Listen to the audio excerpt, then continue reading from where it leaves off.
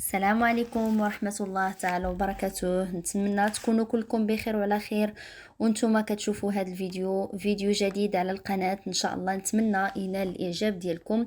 بالنسبة لوصفة اليوم فهي عبارة على واحد الخبز رائع جدا. نتمنى تجربوه لوليداتكم وكذلك لكم الفطور، فوصفة تستحق التجربة. ونخليكم مع الفيديو ومع طريقة التحضير. اول حاجه هنا وريتكم الدقيق اللي استعملت. بالنسبه للبنات اللي في المانيا او البنات المغتربات فانا استعملت هذا الدقيق اللي من دي ام. هنا اختاريت دقيق القمح الكامل. وبالنسبه للمقادير غادي نكتبها لكم في صندوق الوصف. غادي نضيف كميه من الدقيق الابيض،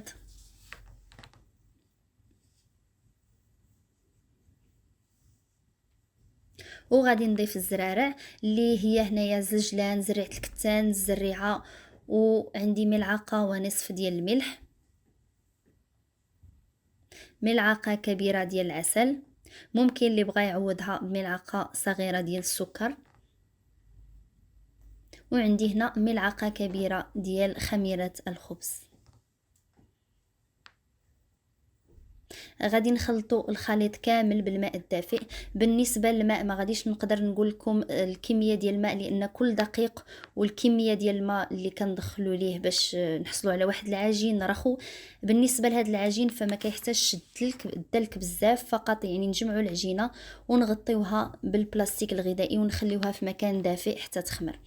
هنا من بعد ما خمرات العجينه غادي نحاولوا اننا نخرجوا الهواء اللي في العجين، وغادي نوضعوا واحد الورق نتاع الفرن، غادي نوضعوا فيه الدقيق الكامل طبعا، وغادي نوضعوا فيه العجين ديالنا. بالنسبه لهذه المرحله فهي ضروريه جدا. غادي نوضعوا الدقيق فقط، غادي نطويو الجوانب كما هو موضح في الفيديو. بهذه الطريقه غادي نحصلوا على واحد القرمشه في الخبز ديالنا من بعد ما يطيب.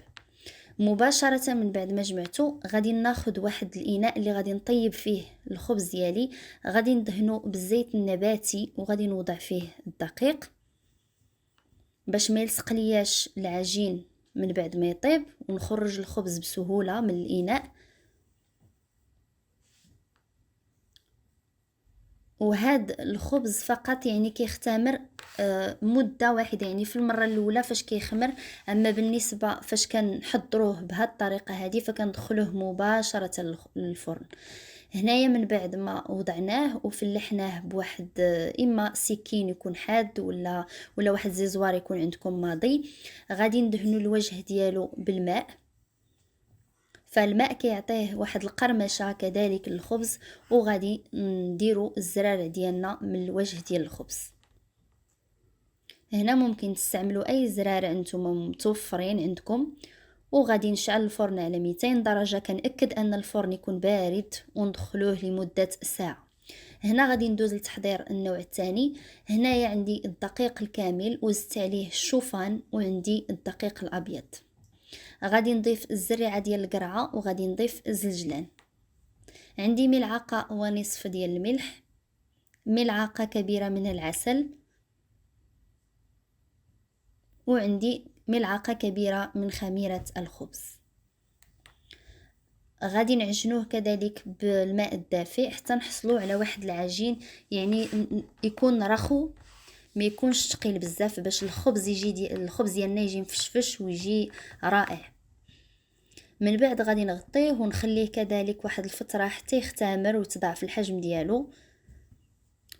وغادي نديروا نفس المرحله السابقه، يعني غادي نوضعوا الدقيق في الورق نتاع الزبده، وغادي نجمعوا الخبز العجين ديالنا نطويوه يعني كما وضحت في الخبز النوع الاول، وغادي نوضعوه في واحد الاناء اللي دهنته كذلك بالزيت وغبرته بالدقيق.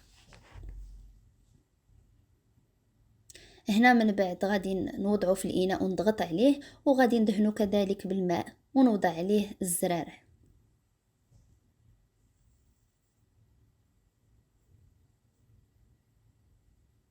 هنا وضعت الزريعه ديال القرعه ووضعت الزلجلان. فصدقوني يعني هذا الخبز كيجي رائع جدا، يعني ما غاديش تعاودوا تشريو الخبز من الزنقه، فقط غادي تحضروه في البيت ديالكم وغادي تحضروا خبز رائع لذيذ وبنين.